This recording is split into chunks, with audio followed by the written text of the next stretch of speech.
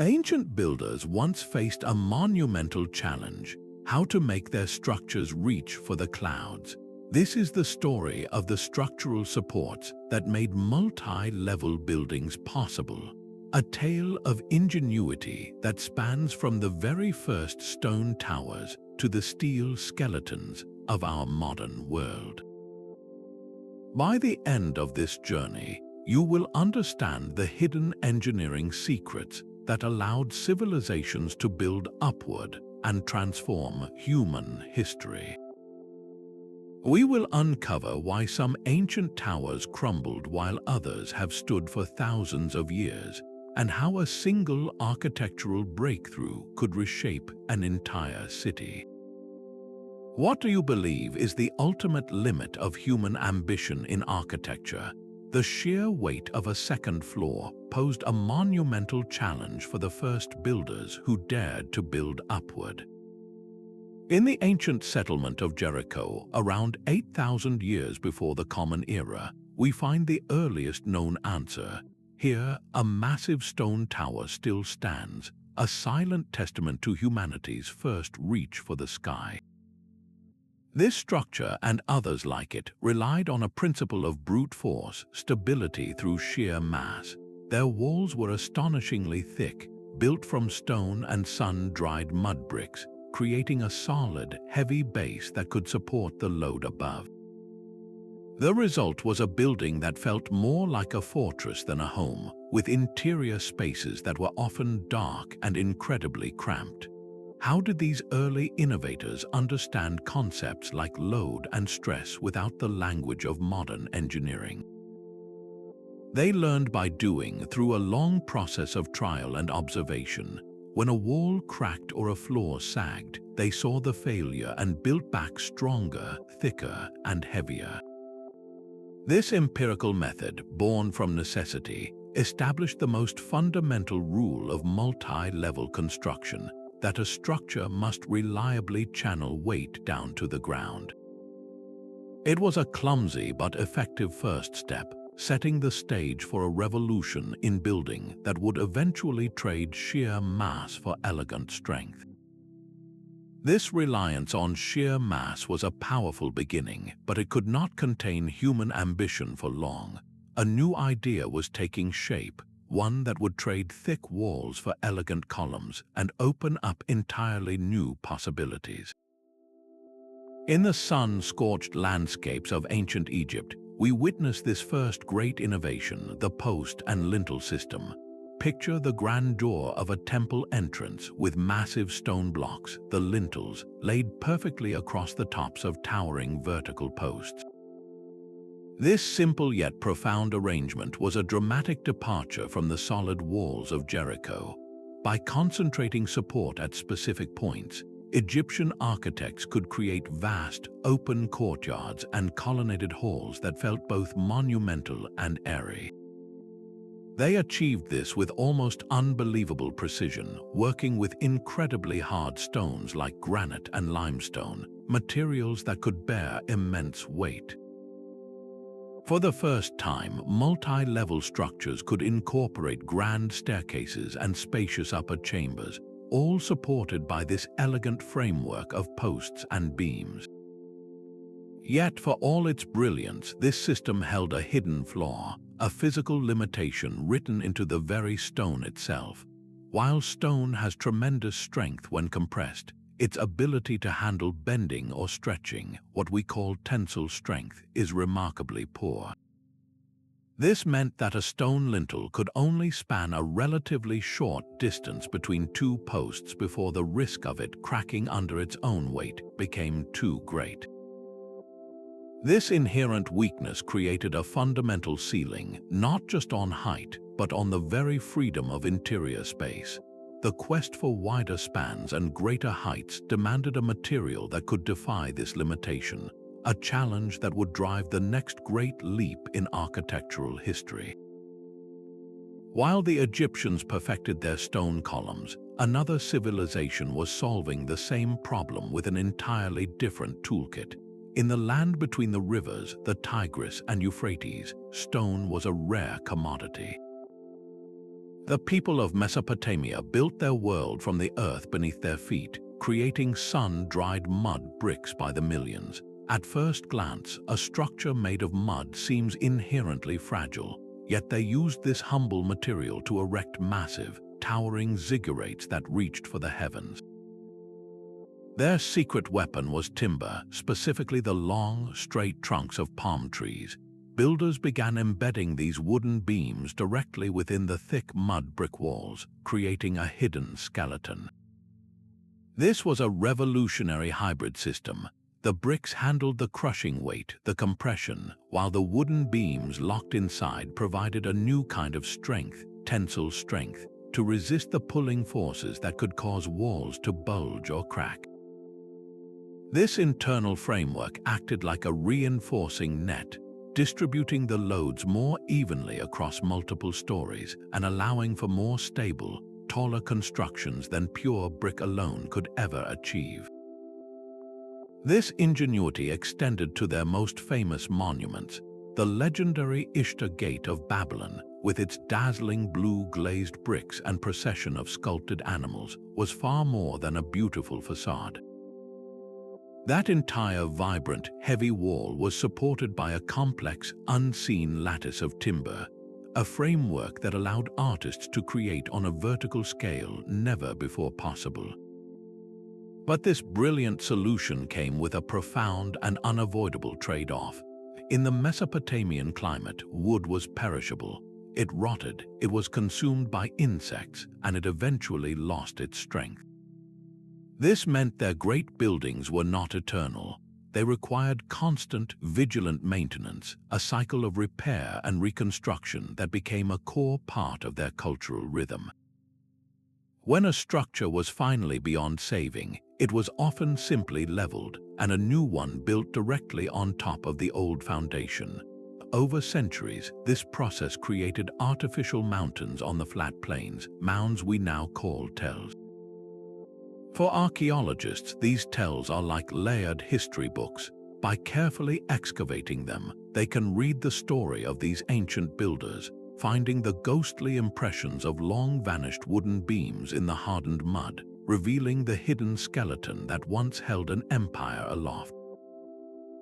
This reliance on organic materials presented a clear challenge, one that civilizations with abundant stone would not face, pushing the architectural journey toward a search for something more permanent. Far to the west, another civilization was quietly perfecting the art of blending wood and stone. The sprawling palace of Knossos on Crete was not a fortress of solid mass, but a labyrinthine complex of multi-level buildings, airy courtyards, and grand staircases. Its secret lay hidden within the very fabric of its elegant ashlar stone walls. Minoan engineers strategically embedded long, horizontal wooden beams directly into the masonry, a technique known as anathyrosis. This was far more than just simple reinforcement. On an island shaken by frequent earthquakes, these timber courses acted as flexible ligaments within the rigid stone skeleton. They allowed the walls to sway and absorb seismic energy without shattering, a brilliant early form of seismic dampening. These wooden elements also served as precise leveling courses, ensuring that each new layer of stone was perfectly laid, and they tied the entire structure together, creating a unified, resilient whole. This sophisticated understanding of composite behavior extended to the palace's most iconic features. The famous Minoan columns were unlike any that came before. Crafted from sturdy cypress wood and mounted on stone bases, they were uniquely designed to taper downward, wider at the top and narrower at the bottom. This inverted form may have been a direct response to the ever-present threat of earthquakes, helping to distribute shock waves more effectively and prevent the wooden columns from jumping off their bases during a tremor. The result of this innovative fusion was an architectural marvel.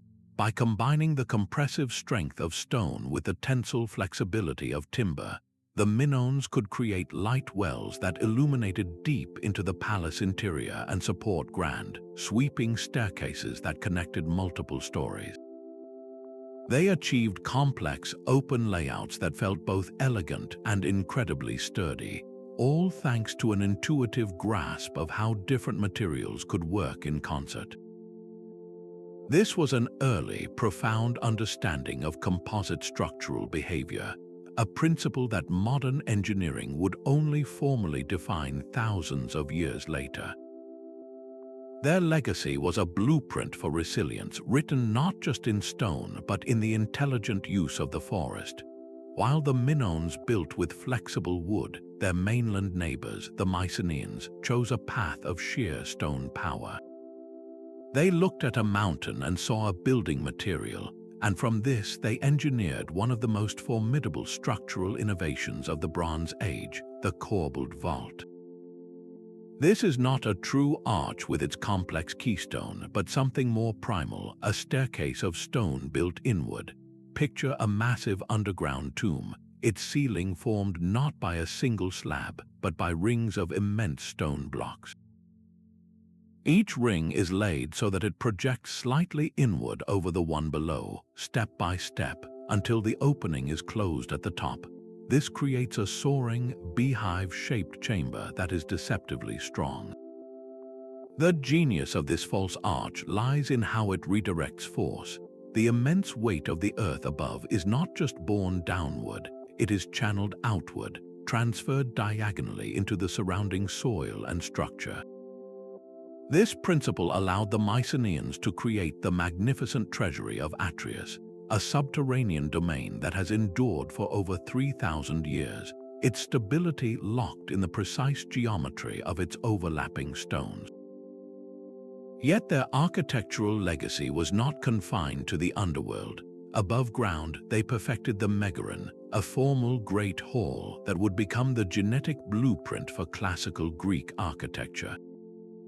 This was a spacious rectangular room centered around a blazing hearth, its ceiling held aloft by 4 majestic wooden columns. This column-supported roof was a quiet revolution.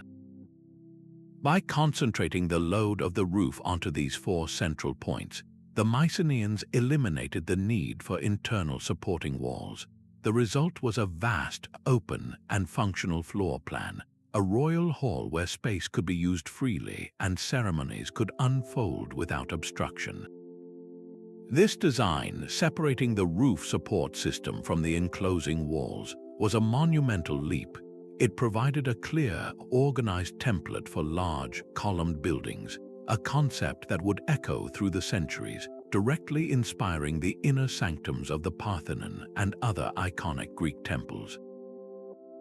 The Mycenaean world thus gave us 2 enduring ideas: the enduring strength of the Corbelled vault, which mastered the challenge of spanning space with stone, and the open, columned plan of the Megaron, which redefined how interior space could be organized and experienced.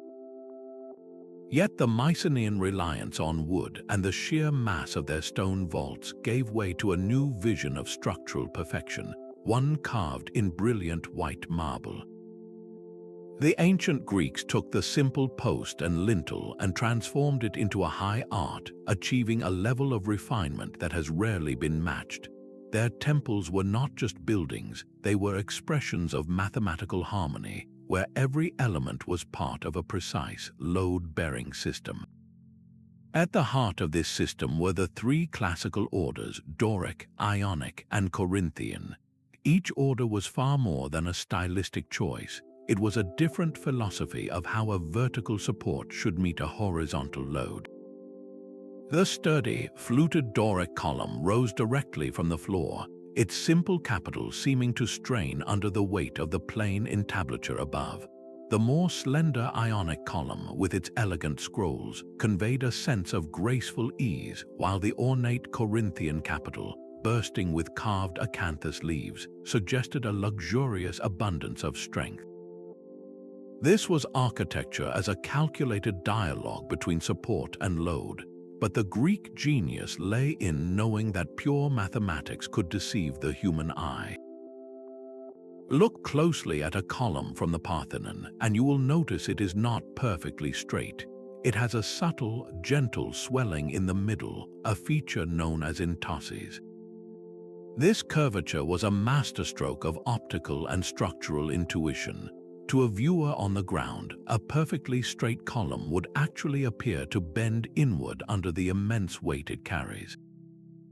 The slight bulge corrected this illusion, making the column appear strong, straight, and resolute. Beyond perception, this curvature may have also helped channel the compressive forces more efficiently down the column's shaft, a sophisticated understanding of load distribution hidden within an artistic choice. This refined system of columns and beams, what architects call tray-baited construction, was not confined to sacred spaces. It defined public life in the Athenian agora, where long, roofed walkways called stoas were supported by endless rows of columns. These were multi-level spaces in function, with a colonnade supporting a sheltered roof that protected citizens from the sun and rain, creating a vibrant, usable public realm that was both open and structured. The Greek legacy was this perfect marriage of beauty and logic, a system of stone support so elegant that it would be imitated for thousands of years.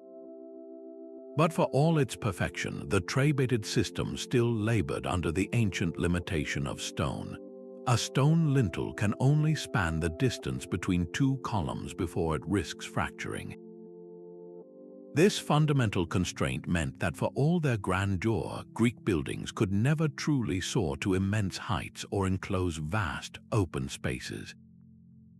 The architectural ceiling, though gilded with marble, remained firmly in place, awaiting a different kind of revolution. The Greeks perfected the post and lintel, but they were still trapped by the inherent weakness of stone. The Romans looked at that limitation and shattered it with two revolutionary innovations, the true arch and a miraculous new material. This was not a mere improvement, it was a complete reimagining of how buildings could stand. The arch, a simple curved structure, works by a brilliant principle of physics. Instead of the downward force threatening to snap a straight lintel, the arch redirects that weight outward along its elegant curve, channeling immense compressive forces down through its supporting piers. This single geometric form unlocked the potential for wider openings, heavier loads, and structures that could soar to new heights. But the arch alone was not enough. Its true power was unleashed by a seemingly magical invention, Roman concrete. Unlike any material before it, this concrete was made with a special volcanic ash called pozzolana. When mixed with lime and water, it created a paste that could not only cure underwater but would actually grow stronger over centuries. This was a living stone, a material that bonded with time itself. With this indestructible concrete, Roman engineers could pour massive arched vaults and domes of a scale previously unimaginable. The result of this fusion was an architectural explosion. Look at the Colosseum, a monument to this new engineering. Its towering facade is a masterpiece of arched construction, but the real genius is hidden within. A complex internal skeleton of radial and annular vaults, all built from concrete and brick, creates a self-supporting mountain of stone. These interlocking arches form a continuous load path, elegantly distributing the colossal weight of 3 tiers of seating and the massive outer wall down to the ground. This was an understanding of structural forces that would not be matched for over 1,000 years. This revolution was not confined to grand public spectacles. It reshaped daily life in the crowded city of Rome through the Insulae, the world's first apartment buildings. These multi-story concrete structures, some rising to 8 or 9 levels, housed thousands of people. They were made possible by the strength and flexibility of arched concrete frames, which allowed for taller, more stable residences than ever before. The Romans had not just built bigger, they had discovered a new relationship between form and force, creating an urban landscape that reached for the sky on a foundation of arches and artificial stone. Their legacy was a world where space itself could be conquered, not with mass but with geometry and chemical ingenuity. So the Roman Revolution in concrete and arches created a new kind of city, one that grew vertically as well as horizontally. This ambition found its most common expression not in grand amphitheaters but in the crowded, bustling Insulae, the ancient world's first apartment blocks.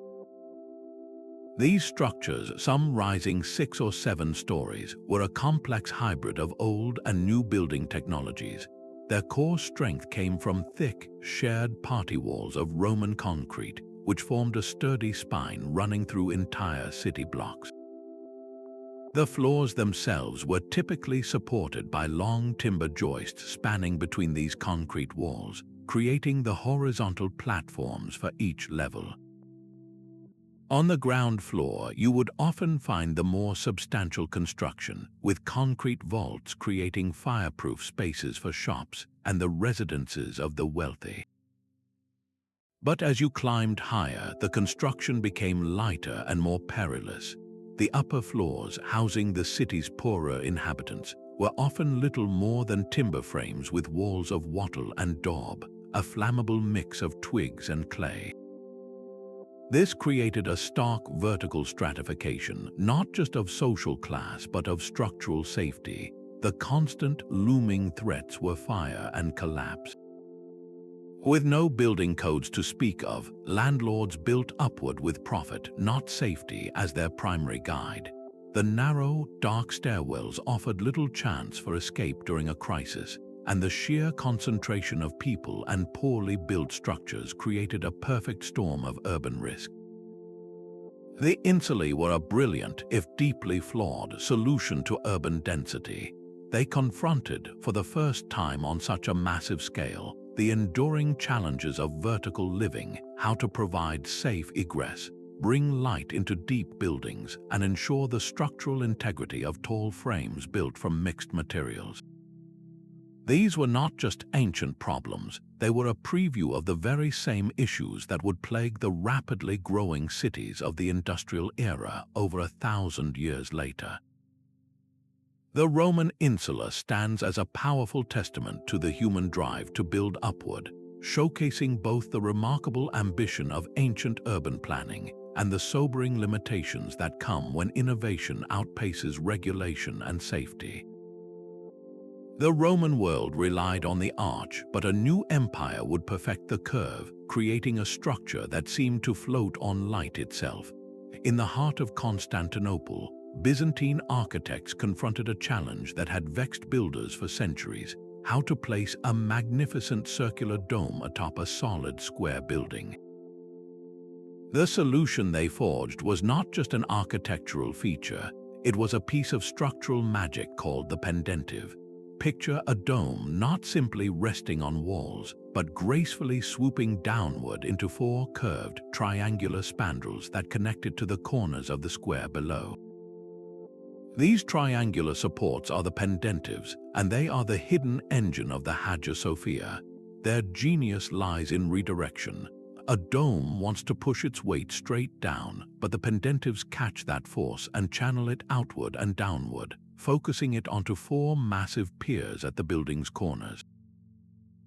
This meant the walls between those piers no longer had to be solid, load-bearing masses. They could be opened up, filled with windows, or simply left as vast, open arches. The weight of the world's most famous dome was carried on just 4 points. To build this soaring canopy, the Byzantines employed another innovation: a composite structure of alternating layers of thin bricks and thick mortar. This created a lightweight, almost flexible shell that could better accommodate settlement and stress.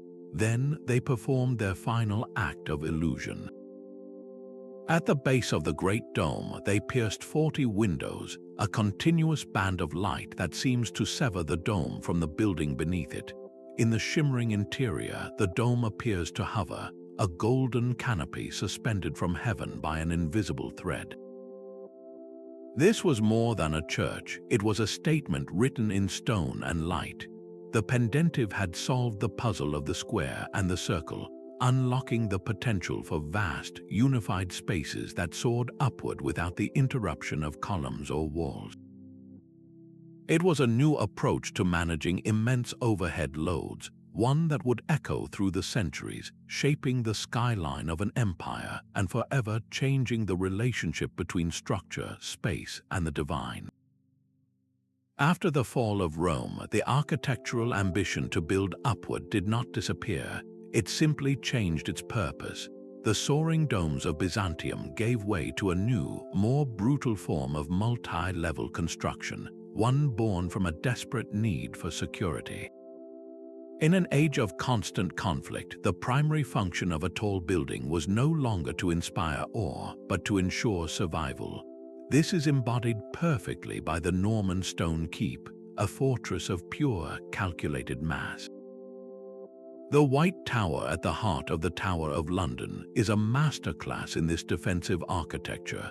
Its rectangular form is defined by walls of staggering thickness, in some places reaching 15 feet of solid stone at the foundation. These were not elegant columns or open arches, but sheer, impenetrable barriers. Every stone in that immense wall had a single, critical job: to channel the crushing weight of multiple upper floors down to the earth in the safest, most direct path possible. The builders of this era possessed no formal engineering theory, no complex mathematical formulas for stress and strain. Their knowledge was forged in the hard school of experience, a collective memory of what had worked, and more importantly, what had catastrophically failed in generations past.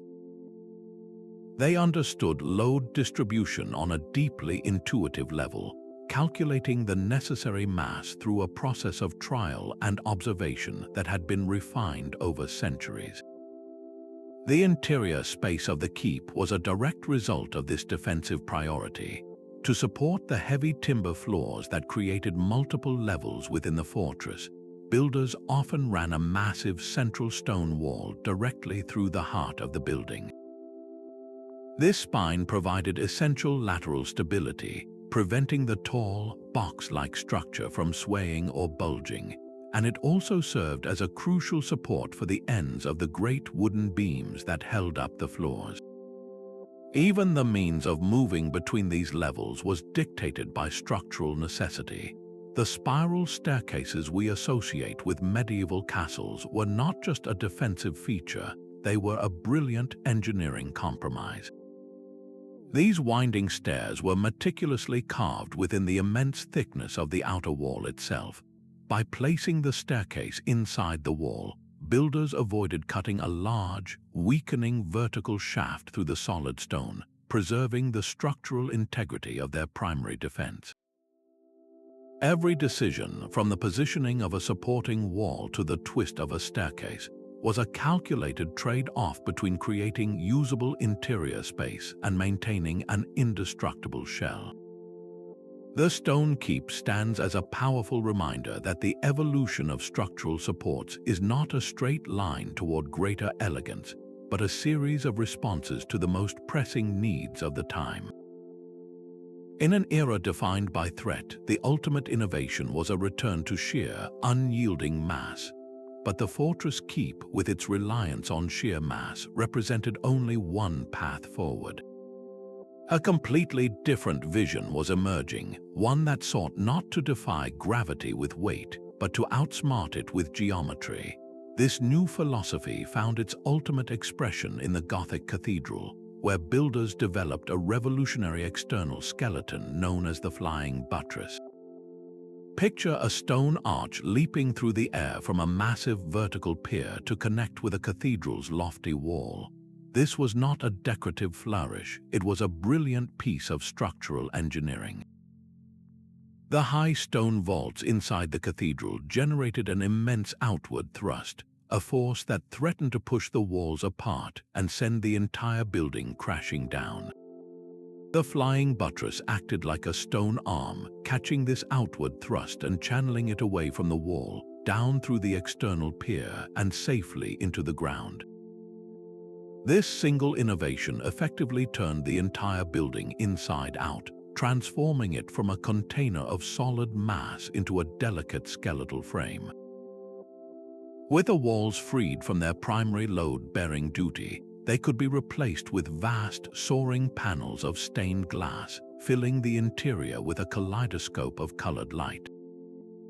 This externalized support system was perfectly complemented by another Gothic breakthrough, the pointed arch. Unlike the round Roman arch that pushes weight outward with significant lateral force, the pointed arch directs its load more vertically downward.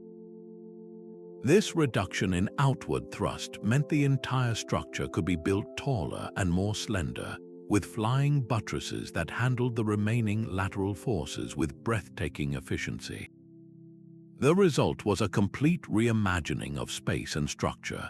In cathedrals like Notre Dame de Paris, the interior appears almost weightless, a stone canopy held aloft by light itself, while the exterior is a dynamic web of stone ribs and flying supports.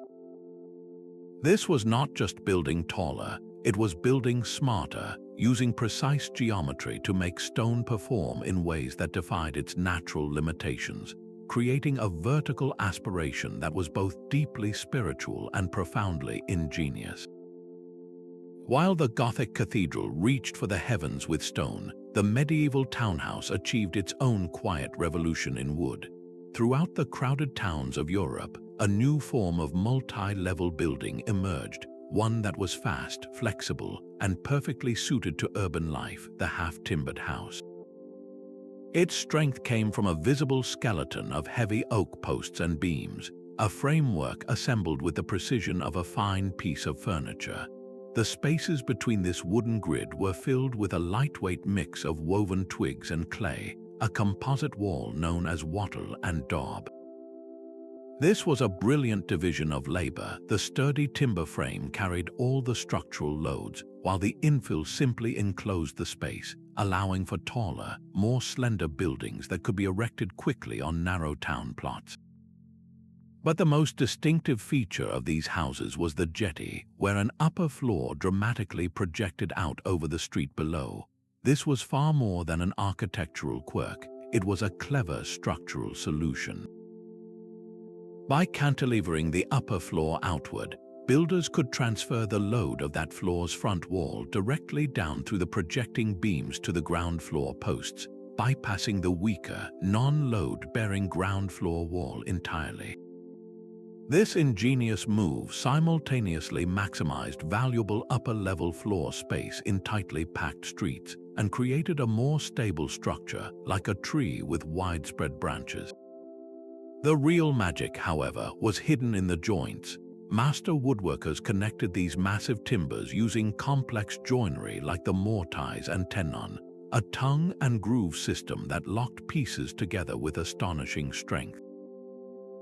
These joints were then secured not with nails, which could rust and weaken the wood, but with hard wooden pegs that would shrink and tighten over time, creating a frame that was both rigid and resilient. This sophisticated understanding of wood allowed entire towns to grow vertically, their leaning, creaking facades standing for centuries as a testament to a time when the primary tool for building a city was not concrete or steel, but the forest itself. The Gothic reliance on external stone skeletons and the timber frames of medieval towns were both brilliant, yet they represented a craft still bound by tradition. A true revolution required a return to first principles, and it began when a Florentine goldsmith named Filippo Brunelleschi decided to look backward in order to build upward. He and his contemporaries ventured into the ruins of ancient Rome, not as treasure hunters but as detectives, meticulously measuring fallen columns and the crumbling curves of vaults to decode the engineering secrets lost for 1,000 years. They were rediscovering the language of classical structure, but they intended to write new sentences with it, sentences informed by a powerful new tool, mathematical precision. The ultimate test of this rediscovery was the gaping, octagonal hole atop the Florence Cathedral. For decades, no one knew how to crown the immense structure with the dome it was designed to bear. The challenge was monumental: how to build a dome nearly 150 feet wide without the expensive and cumbersome wooden centering, the temporary support framework that traditional methods demanded. Brunelleschi's solution was a masterpiece of pre-industrial engineering. He designed a double shell, two thin, concentric domes with a hollow space between them. The inner shell provided the grand interior ceiling, while the outer one defied the weather, and together they created a structure far lighter and more stable than a solid mass of masonry could ever be. But the real genius was the hidden skeleton that held it all together. He bound the octagonal dome with massive horizontal stone chains, like giant hoops of tension, to counteract the outward thrust that had threatened so many earlier domes. Then he arranged the bricks in a revolutionary herringbone pattern, spiraling upward between vertical stone ribs. This intricate arrangement was the key. It allowed the dome to be self-supporting as it grew.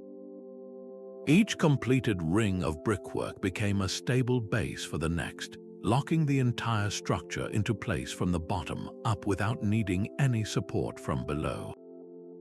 This was not just building, it was a carefully choreographed act of construction, where the design itself provided the temporary stability normally offered by wooden scaffolding. This fusion of empirical observation and mathematical calculation marked a profound shift. For the first time, architects were not just master craftsmen, they were engineers. They began to study the proportional systems of columns and arches not merely for their beauty, but to derive optimal load-bearing relationships from geometry itself. They were transitioning from a tradition of rules of thumb passed down through guilds to a new era of engineered design, where the stability of a multi-level building could be predicted and planned on paper before a single stone was ever laid. The dome in Florence was more than a roof. It was a declaration that human reason could unlock the physical world, setting the stage for every calculated skyscraper that would follow.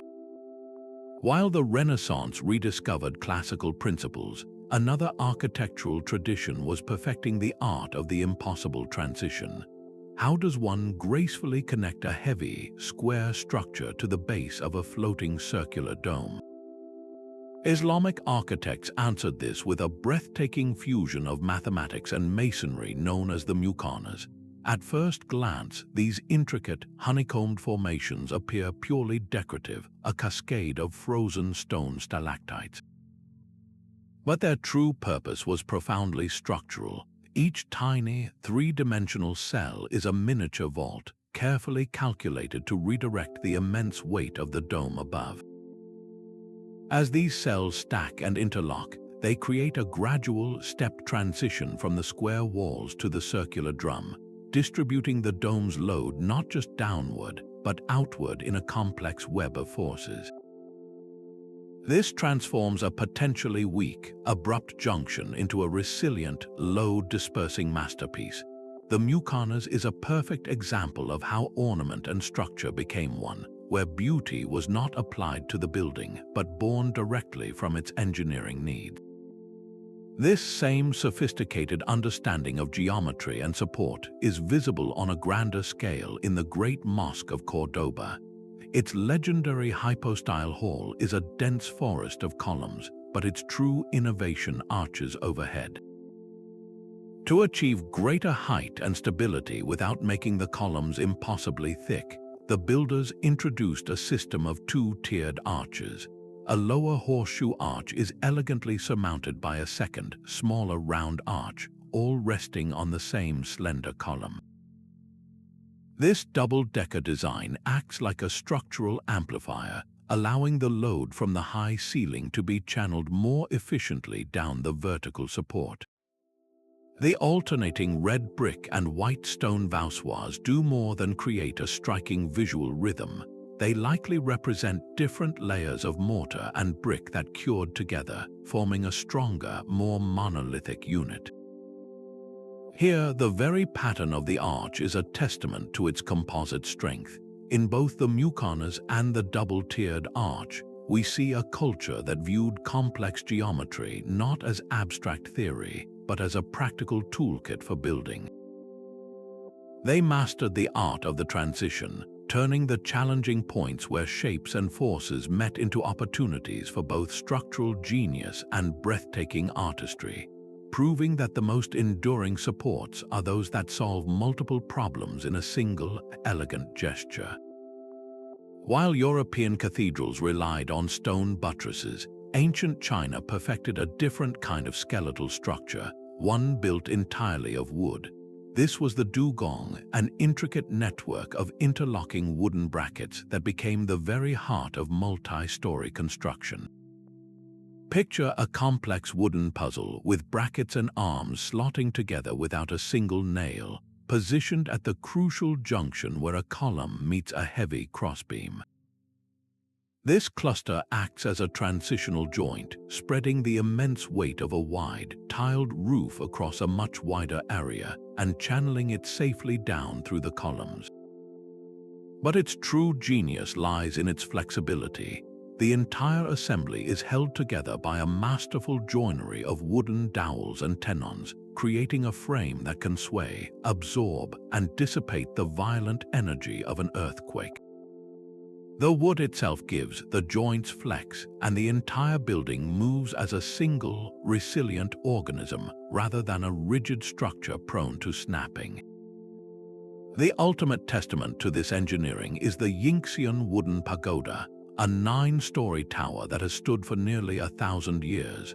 Its towering frame incorporates a staggering 54 distinct varieties of Dougong brackets, each type designed for a specific structural role.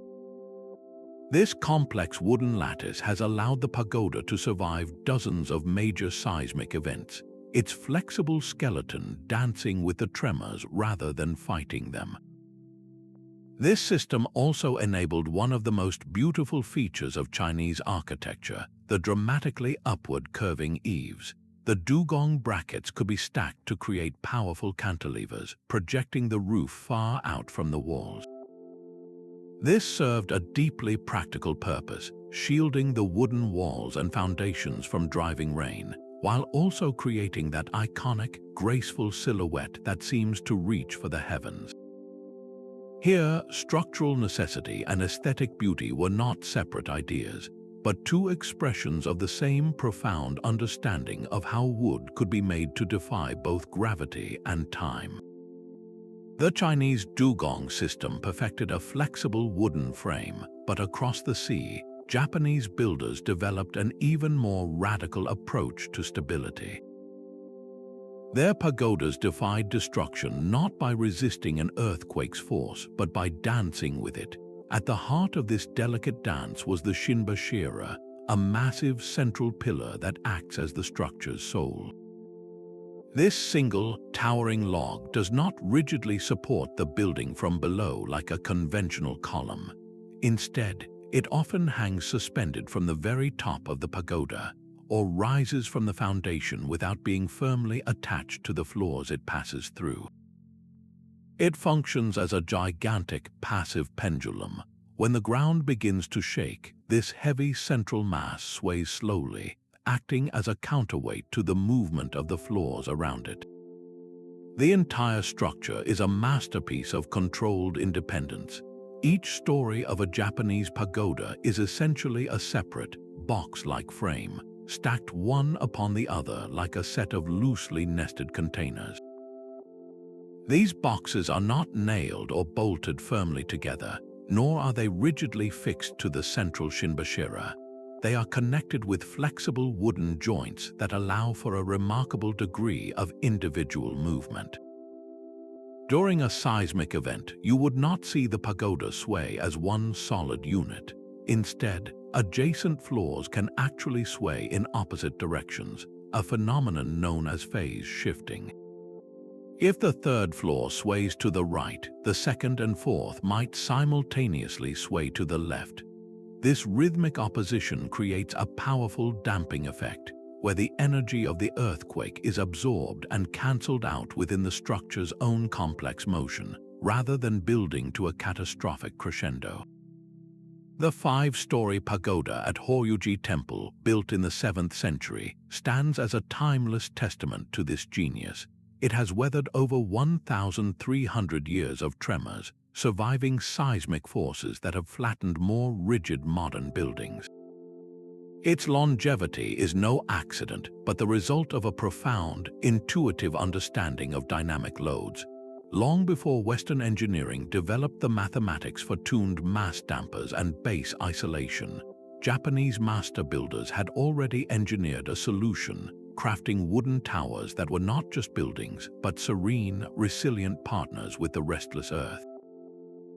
Across the world, the Maya were solving the challenge of the stone ceiling with their own unique version of the Corbelled vault. High within the jungles of Palinque, they engineered narrow, soaring corridors capped with stone roofs, an architectural marvel in a land of torrential rains. Their method was one of patient stacking, each course of stone blocks projecting slightly inward over the one below, step by step, until the two sides met in a rough, sturdy peak. This created a triangular void above the chamber, which they cleverly filled with rubble and mortar, locking the entire vault into a single, weight-distributing unit. The result was an interior space that felt both intimate and monumental, its stability secured by gravity and geometry. Yet this vault was only the pinnacle of a much larger structural system. The entire temple rested upon a massive, stepped platform, a pyramid of immense scale. This base was not merely a foundation, it was the true engine of stability. Its broad, tiered form distributed the colossal weight of the upper temple across a vast area of earth, preventing settlement and ensuring the structure could endure for centuries. The Maya further fortified their creations with a brilliant binding agent, lime plaster. This durable, waterproof coating sealed the stonework from the elements, and when applied thickly across floors and roofs, it added a monolithic strength, helping the entire building act as a unified, rigid shell. How did they achieve such durability in a region prone to earthquakes? The secret lay in the careful fitting of the stones and the sheer mass of the platforms, which provided a stable, inertial base that could absorb and dissipate seismic energy. This same principle of intelligent mass and precise geometry found a different expression in the Andes. At Machu Picchu, Inca masons achieved a kind of architectural magic, constructing walls from stones cut with such incredible precision that not even a razor blade could slip between them. Without any mortar, the strength of these walls came entirely from friction and the complex interlocking of their shapes.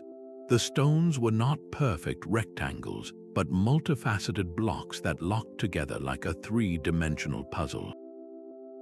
This design, combined with walls that subtly tapered inward as they rose and featured distinctive trapezoidal doors and windows, created a structure with remarkable flexibility. During a tremor, the entire wall would sway slightly, the stones settling and then returning to their original positions. The energy of the earthquake dissipated through countless tiny friction points across the entire surface. The Incas understood that a building should not fight the earth, but move with it, a philosophy carved into the very stone of their mountaintop citadel. These ancient solutions were not confined to empires and great cities, for in the quiet corners of the world, local builders were crafting their own answers to the skyward pull. From the arid mountains of Yemen rose astonishing tower houses, some climbing 8 stories high, all fashioned from the very earth on which they stood. Using a technique called rammed earth, builders compressed soil and stone into massive, durable walls. The true genius of their form was in the gradual taper, with lower walls of immense thickness that grew progressively thinner as they rose. This careful reduction in mass higher up perfectly managed the building's load, ensuring its weight was channeled efficiently downward without overburdening the base. It was a masterclass in using simple, local materials to achieve remarkable height, creating cool, secure family dwellings that dominated the skyline for generations.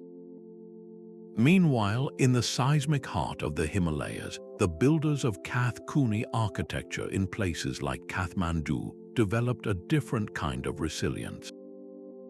Their multi-story homes were composite masterpieces, weaving together stone, brick, and wood in a rhythmic, layered pattern. Intricately carved wooden windows were not merely decorative, they acted as flexible joints within the rigid masonry.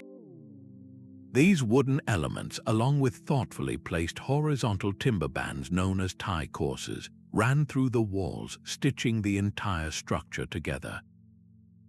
When the ground shook, this wooden skeleton allowed the building to sway as a unified, flexible entity, absorbing the earthquake's energy without collapsing.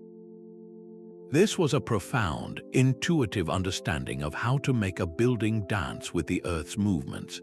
Far across the globe, the Pueblo peoples of the American Southwest demonstrated a different kind of architectural wisdom, one of integration rather than imposition. They built their multi-level adobe complexes directly into the sheltering faces of cliffs. These structures used the living rock itself as a primary support, a permanent, unshakable back wall. New levels were then added in a terraced fashion, each successive story stepping back from the one below it. This cascading form created a broad, stable base and a low center of gravity, making the entire community incredibly resistant to toppling. The use of sun-dried adobe bricks provided excellent thermal mass, keeping interiors cool in the desert heat and warm during cold nights. Each of these vernacular traditions, from Yemen to the Himalayas to the American Southwest, speaks to a universal truth. Long before globalized standards, the evolution of structural supports was a deeply local conversation, a response crafted from available materials, shaped by cultural needs, and refined by the relentless tests of a specific environment. Cast iron arrived not as an ornament, but as a revolution in pure strength. The relentless demand of the Industrial Revolution created a new architectural problem, the need for vast, open floors to house heavy, shuddering machinery. Timber posts were too thick and combustible, stone columns too massive. The answer was found in the blast furnace with the creation of slender, incredibly strong cast iron columns. These pillars could carry immense loads while occupying a fraction of the floor space, transforming multi-level mills into expansive, unobstructed landscapes of industry. The real breakthrough, however, came in a 5-story building in Shrewsbury, England, known as the Ditherington Flax Mill.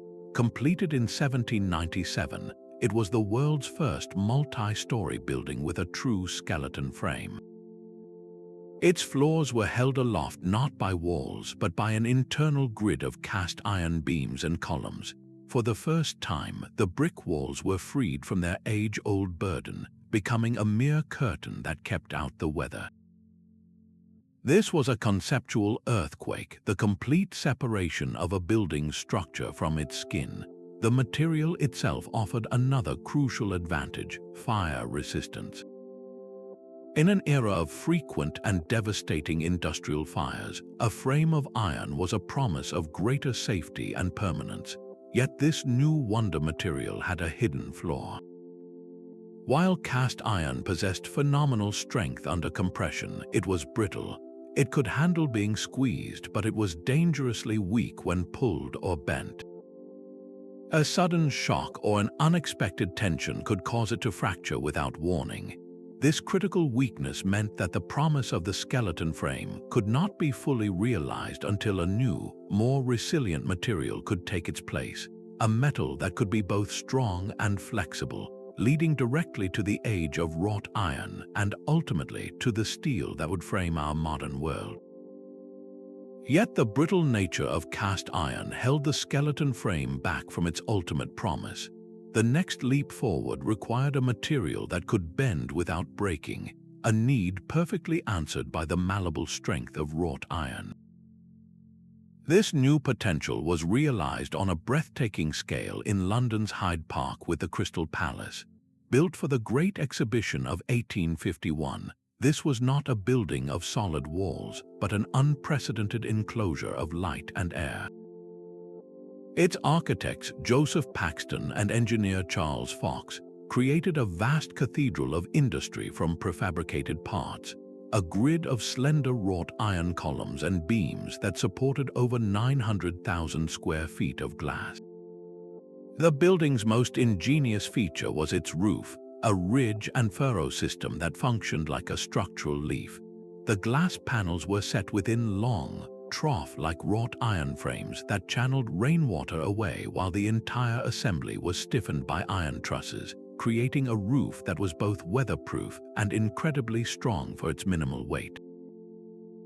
This was architecture dematerialized, a multi-level space defined by its structure rather than its walls. While largely a single-story volume, the Crystal Palace incorporated elevated galleries and mezzanines that demonstrated how iron framing could carve distinct levels within a vast, uninterrupted span. These balconies, supported by the same delicate-looking ironwork, offered visitors panoramic views of the interior, creating a revolutionary experience of vertical space within a horizontal enclosure.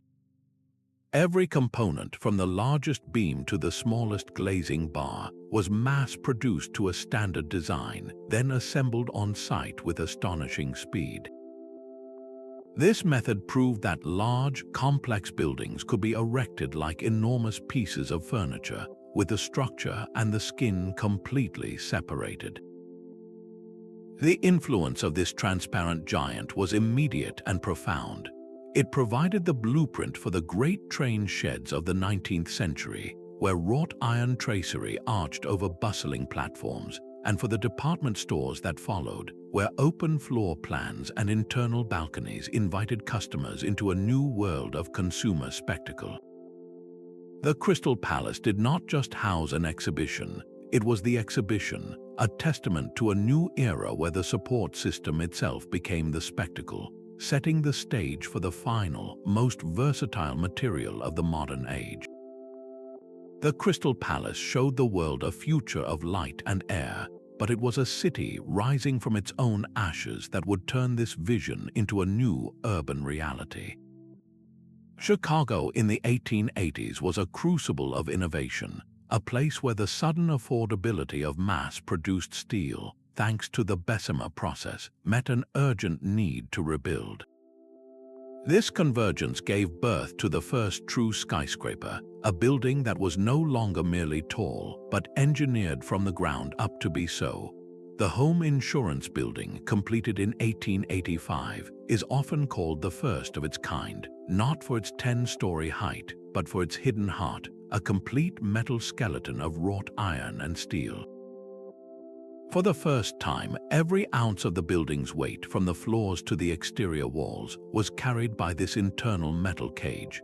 This fundamental shift, known as cage construction, meant the outer walls no longer had to be thick, load-bearing barriers. They could become thin curtains of glass and masonry, allowing light to flood into deep office spaces and transforming the very feel of the urban interior. Yet this new ambition to build a metal mountain introduced a problem earlier builders had rarely considered on such a scale: the invisible but relentless force of the wind. A stone tower's immense mass could resist a gale, but a slender steel frame could sway, a disconcerting and potentially dangerous movement. Engineers now had to think not just about the downward force of gravity, but about the lateral push of the wind, leading to the first systematic use of diagonal wind bracing woven into the metal grid to keep the building steady in a storm. This new height also demanded a new kind of foundation. Chicago sat on soft, waterlogged clay, a terrible base for concentrating immense loads. The solution was the floating raft foundation, a broad, reinforced concrete pad that spread the skyscraper's weight like a pair of snowshoes, preventing it from slowly sinking into the unstable ground. And none of this vertical ambition would have been practical without one final, crucial invention: the safe passenger elevator. Elisha Otis's demonstration of a safety brake that could catch a falling cab made people willing to travel upward, turning the upper floors from inconvenient attics into premium real estate. This was the complete package, the Chicago construction method, a symphony of steel, concrete, and machinery that redefined the city skyline and set the stage for a century of reaching ever higher. Steel frames conquered the sky, but they demanded a new kind of skin and a new kind of craft. A more fluid and sculptural solution was emerging from the workshop, a material that would merge structure and form into a single, continuous whole. This was the dawn of reinforced concrete, a monolithic revolution that would redefine the very substance of our cities. The principle was brilliantly simple. Concrete, like stone, is incredibly strong when compressed, but it cracks easily under tension, the pulling and bending forces that occur in a beam or floor slab. By embedding steel rods within the wet concrete, engineers gave it a skeleton of tensile strength. The two materials became perfect partners, their thermal expansion rates nearly identical, bonding together to create a composite that could handle both crushing weight and stretching forces. This single innovation transformed concrete from a heavy, formless mass into a dynamic, shape-shifting medium. The French engineer François Hennebique saw this potential and systematized it. In the 1890s, he patented a complete building method using reinforced concrete frames. His key insight was continuity, designing beams and columns not as separate pieces, but as a single, unified, and incredibly rigid framework. This was a radical departure from the jointed assembly of steel. The result was a structure that acted as one solid piece, perfectly suited for the harsh, vibrating environments of multi-story factories and the dense, repetitive layouts of urban apartments. Then an architect named Auguste Perret made the invisible visible. In a Parisian apartment building completed in 1903, he chose not to cloak the structural frame in decorative stone.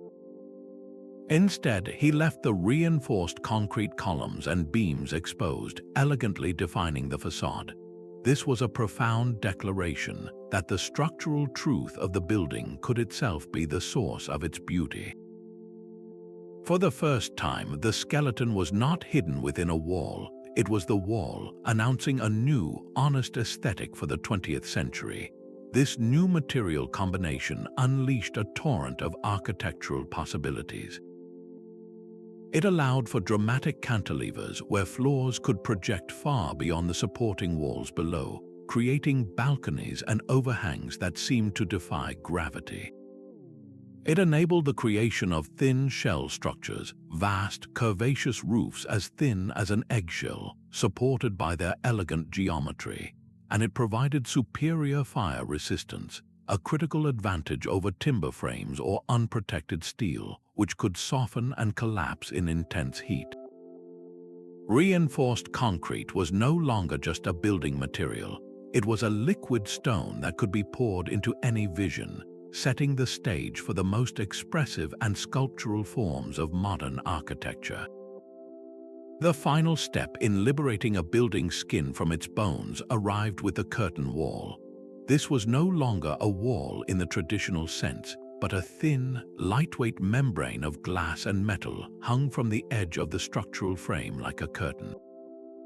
It was the ultimate expression of the separation between support and enclosure, a concept first glimpsed in iron-framed mills but now realized with breathtaking transparency. For the first time, the entire exterior of a skyscraper could be a continuous window, flooding interior spaces with natural light and offering panoramic views of the city. Yet this new lightness presented its own formidable challenge. As buildings grew ever more slender, the invisible push of the wind became the primary enemy of height. The traditional method of bracing a steel frame with internal cross-bracing was reaching its limit, consuming valuable floor space and becoming less effective. The solution emerged from the mind of a visionary structural engineer, Fazlur Rahman Khan. His revolutionary concept was the tube structural system. Imagine a tall building not as a stack of floors, but as a hollow, rigid box like a cardboard tube. Khan designed the DeWitt Chestnut Apartments in Chicago with a forest of closely spaced columns around its perimeter, all tied together by deep spandrel beams at every floor level. This created a stiff external tube that could resist wind loads with astonishing efficiency. The entire building essentially became its own cantilever, standing firm against the gales. This was a paradigm shift in structural thinking. By moving the primary resistance to the building's skin, the tube system eliminated the need for most interior columns, creating vast, open, and flexible floor plans. The amount of steel required was dramatically reduced, making taller, more economical buildings possible. Khan then took his own idea to its logical extreme with the Sears Tower. Instead of one single tube, he designed it as a bundle of 9 separate tubes, each a different height, fastened together. This brilliant configuration allowed the building to gradually step back, reducing the surface area exposed to the wind at higher elevations and optimizing its structural performance. The bundled tube was not just a new way to build, it was a new architectural form, one where the structure itself dictated a powerful and iconic silhouette. In this single, soaring achievement, we see the culmination of a journey that began with the thick stone walls of Jericho. The quest to build upward had finally traded mass for geometry, creating a skeleton so intelligent and efficient that it could briefly claim the title of the tallest structure in the world. The skyscraper's skeleton has evolved into a sophisticated hybrid, a fusion of steel and concrete that leverages the unique strengths of each. This composite construction is the modern standard, with steel frames providing flexible, open floor plans while concrete cores deliver immense rigidity against lateral forces like wind. The ultimate expression of this principle is the Burj Khalifa, a structure that seems to defy the heavens. Its secret lies in a buttressed core, a central hexagonal concrete spine reinforced by 3 sculptural wings. These wings act like the flying buttresses of a Gothic cathedral, but turned inward, stabilizing the core against the tremendous overturning moments generated by its own unprecedented height. This synergistic system allows the building to channel unimaginable loads safely into the ground, yet the materials themselves are becoming intelligent. We are now entering an era of smart infrastructure, with shape memory alloys that can return to their original form after bending, and self-healing concrete embedded with bacteria that produce limestone to seal hairline cracks. Carbon fiber reinforcements, stronger and lighter than steel, are being woven into structures, promising a new generation of slender, resilient towers. To counteract the dynamic forces that threaten these lofty structures, engineers have developed ingenious damping systems. Base isolation places an entire building on flexible bearings that absorb the shock of an earthquake, while tuned mass dampers, like the colossal pendulum in Taipei 101, swing in opposition to wind-induced sway, steadying the tower. These are not just incremental improvements, they represent a fundamental shift from building static monuments to creating dynamic, responsive partners with their environment. This ongoing quest to build higher, safer, and with greater intelligence is the direct legacy of every stone keep, every timber pagoda, and every Roman insula that came before, a story of human ambition continually refined by the lessons of the past. So where does this long journey leave us, standing here at the base of a cloud-piercing tower? From the massive stone walls of Jericho to the slender steel tubes of modern skyscrapers, the evolution of structural supports represents one of humanity's most persistent engineering journeys. It is a story written not in a single language but in many dialects of ingenuity. The Romans gave us the arch and a concrete that grew stronger with time. Medieval European builders developed the flying buttress, turning solid walls into a stone skeleton. In the East, the Chinese Dougong and the Japanese Shinbashira perfected resilience through flexibility and movement. Each civilization contributed innovations born directly from their available materials, their specific environments, and their deepest cultural needs. They were all answering the same fundamental call, but with the unique tools they had at hand. Unraveling these historical mysteries of construction reveals something far greater than mere technical progress. It uncovers our enduring desire to reach upward, to create more space within limited footprints, and to leave a monumental mark upon the landscape that whispers our presence to future generations. The principles they discovered through trial and observation, the relentless pursuit of better load distribution, greater material efficiency, and a more dynamic response to environmental forces, these are not relics of the past. They are the very foundations, both literally and philosophically, of every soaring structure we build today.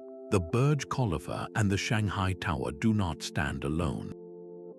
They stand upon the accumulated wisdom of countless anonymous builders, the masons, the carpenters, the ironworkers, whose collective experiments over millennia slowly unlocked the secrets of how to make our world reach for